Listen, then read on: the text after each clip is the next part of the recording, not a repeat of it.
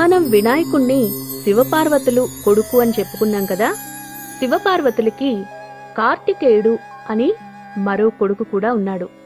వీళ్ళిద్దరిలో దేవతలకి నాయకుడెవరో నిర్ణయించడానికి వీళ్ళిద్దరికీ కూడా పరీక్ష పెట్టాలని నిర్ణయించుకున్నాడు శివుడు. భూమి చుట్టూ 3 సార్లు ప్రదక్షిణ చేసి ఎవరైతే ముందుగా వస్తారో వాళ్ళని గణాధిపతిగా నియమిస్తానని చెప్తాడు శివుడు. వెంటనే కుమారస్వామి తన వాహనమైన నెమలిపై ఎక్కి భూప్రదక్షిణకి బయలుదేరతాడు. మరి వినాయకుని వాహనమేంటో మనందరికీ తెలుసు కదా. అదేనర్రా ఎలుక. చిన్నది, నెమలంత వేగంగా వెళ్లేది కాదు కదా. అందుకని ఈ పరీక్షలో తేలిగ్గా నెగ్గలేనని తెలుసుకుంటాడు వినాయకుడు.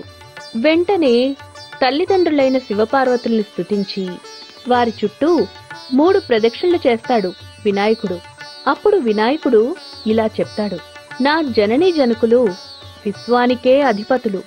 వారి చుట్టూ తిరగడం అంటే భూమి చుట్టూ తిరగడం కన్నా ఎక్కువే.